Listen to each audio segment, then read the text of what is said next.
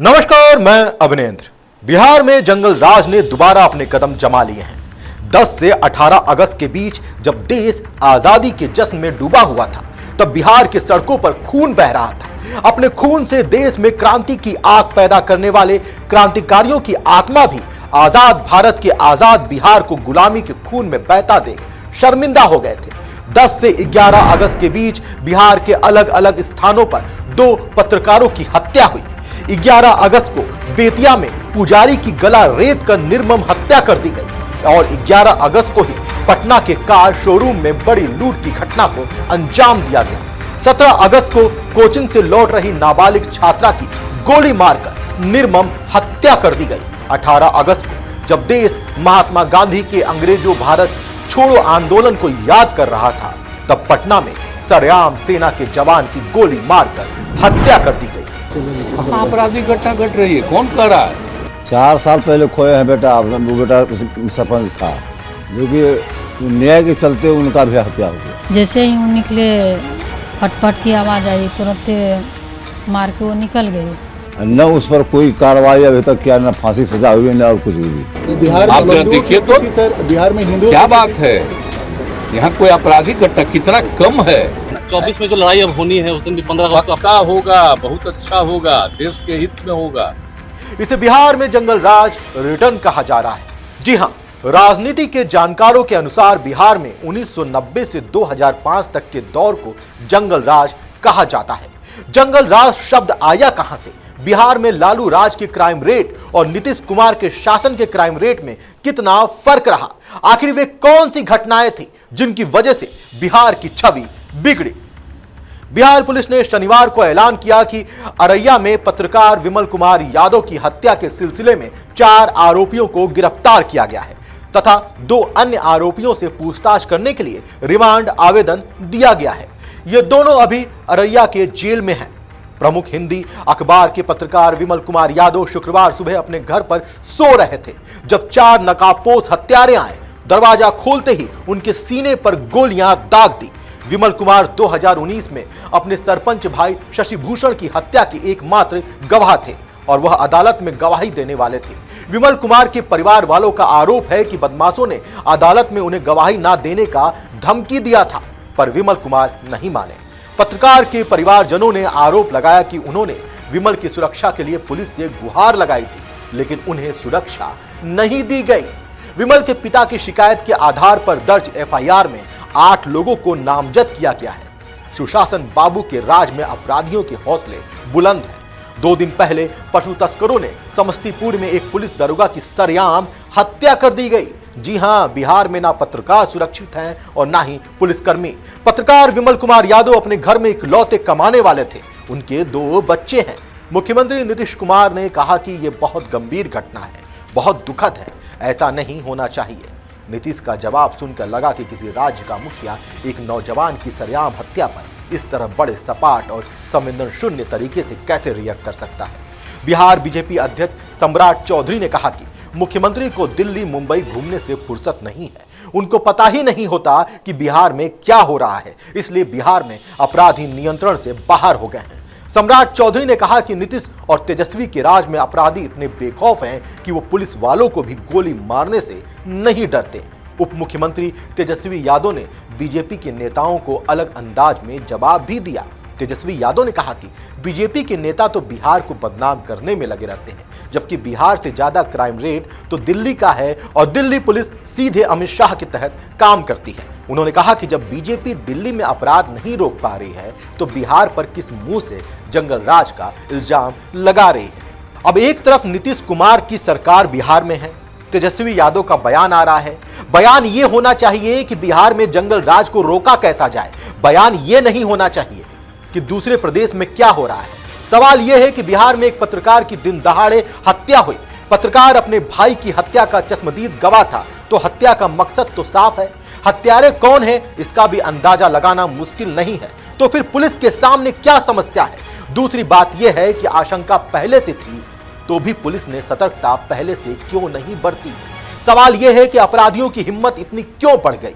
पत्रकार की हत्या हो गई, दरोगा को सरेआम गोली मार दी गई और मुख्यमंत्री का रुख यह है कि देखेंगे, सोचेंगे, बात करेंगे, पता लगाएंगे। मुझे लगता है कि प्रॉब्लम्स इस तरह की सोच से है। अगर इस तरह से सरेआम हत्याएं होंगी तो लोग सवाल तो उठाएंगे ही। विरोधी दलों को भी आलोचना करने का मौका मिलेगा, लेकिन इस बात को यह कहकर नहीं दबाना चाहिए कि बीजेपी बिहार को बदनाम करना चाहती है। ना ही ये कहकर अपराधों को कम आंकना चाहिए कि अपराध तो दिल्ली में भी होते हैं और आग तो मणिपुर में भी लगी है।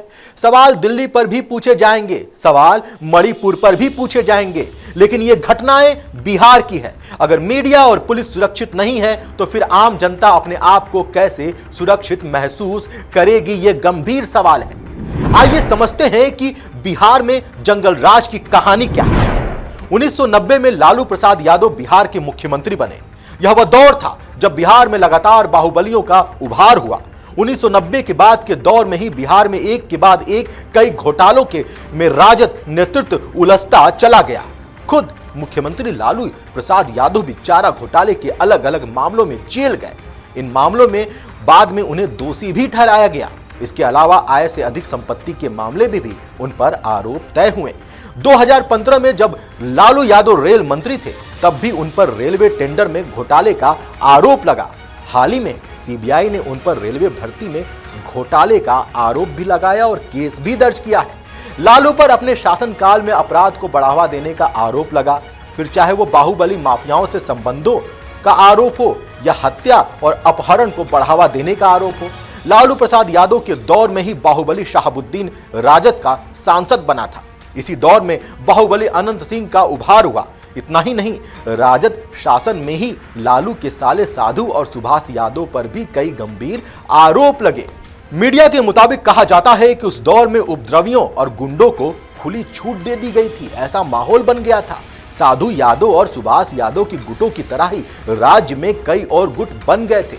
छोटे शहरों में उगाही से लेकर डकैती आम हो गई थी। वहीं अगर मीडिया रिपोर्ट्स की माने और कुछ पत्रकारों की आंखों देखी की माने तो कहा जाता है कि शहाबुद्दीन का रुतबा इतना ऊंचा था कि जब पत्रकार जेल के हालात देखने गए तो शहाबुद्दीन खुद जेल सुपरिटेंडेंट की कुर्सी पर बैठा था, जबकि सुपरिटेंडेंट शहाबुद्दीन के साथियों के साथ जमीन पर। इसी तरह की कुछ कहानी अनंत सिंह की भी रही। 2002 में राबड़ी के मुख्यमंत्री रहते पटना में लालू प्रसाद यादव की बेटी रोहिणी आचार्य की शादी हुई थी। मीडिया रिपोर्ट्स के मुताबिक तब लालू के करीबी कार शोरूम से नई कारों को लेकर जा रहे थे ताकि हर मेहमान को नई कार से लालू राबड़ी के घर तक छोड़ा जा सके। रिपोर्ट के मुताबिक इस दौरान करीब 50 नई अनरजिस्टर्ड कारें शोरूम से लूट ली गई थी। उद्योगपति व्यापारी चाहकर भी कुछ नहीं बोल पाते थे। साधु यादव का नाम शिल्पी जैन हत्याकांड में भी उछला था। आपने खबरें पढ़ी भी होंगी।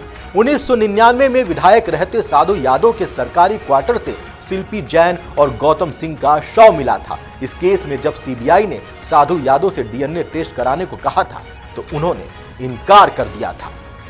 आइए समझते हैं कि बिहार के लिए कहां से आया जंगल राज शब्द।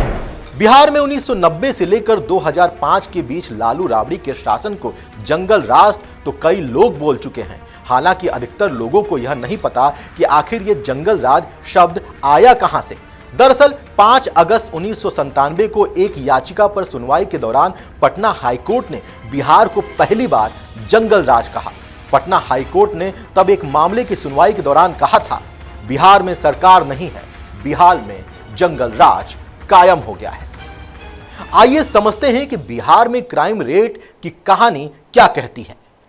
बिहार में लालू प्रसाद यादव और राबड़ी देवी के शासन के खत्म होने और नीतीश कुमार के 2019 तक के शासन में क्राइम रेट की तुलना की जाए तो कुछ चौंकाने वाले आंकड़े आपको मिल जाएंगे। पहला आंकड़ा, किडनैपिंग और फिरौती के लिए अपहरण करना। बिहार में 2004 में दर्ज फिरौती के केसों की संख्या 2566 थी। हालांकि नेशनल क्राइम रिकॉर्ड ब्यूरो यानी एनसीआरबी के 15 साल के बाद यानी 2019 का रिकॉर्ड देखा जाए तो सामने आता है कि नीतीश के राज में इस साल अपहरण के 10,925 मामले दर्ज हुए। हालांकि डेटा के मुताबिक जहां अपहरण के केस बढ़े तो वहीं फिरौती के लिए होने वाली किडनैपिंग भी कमी आई। 2004 में फिरौती के लिए होने वाले अपहरणों की संख्या 411 थी, वहीं 2019 में इनकी संख्या 43 रह गई। हत्या, डकैती और दुष्कर्म के मामले, जी हां, एनसीआरबी के डेटा को ही आधार बनाया जाए तो सामने आता है कि 2004 में बिहार में हत्या के 3,861 केस दर्ज हुए थे। वहीं 2019 में हत्या के 3,138 मामले दर्ज किए गए, यानी करीब 18% की कमी आई। डकैती लूट की घटनाओं में 2004 के मुकाबले 2019 में भारी कमी देखी गई। जहां 2004 में राज्य में 1,297 डकैती के केस दर्ज हुए, तो वहीं 2019 में सिर्फ 391 केस सामने आए, यानी कुल 69% की कमी आई। दुष्कर्म के दर्ज मामलों की बात करें तो 2004 में ऐसे केस की संख्या 1,390 थी। 2019 में दुष्कर्म के केवल 730 मामले दर्ज किए गए। अब ये मामले वो हैं जो दर्ज हैं, जो नहीं दर्ज होते होंगे उनका आंकड़ा कुछ और हो सकता है, जिसके बारे में हम कुछ कह नहीं सकते। लेकिन बिहार में जंगल राज की बात एक बार फिर हो रही है। लोगों का कहना है कि बिहार में अपराध एक बार फिर चरम पर है। महंगाई, शिक्षा, रोजगार पर बड़े बड़े दावे करने वाली बिहार सरकार को आईने के सामने जरूर वक्त बिताना चाहिए।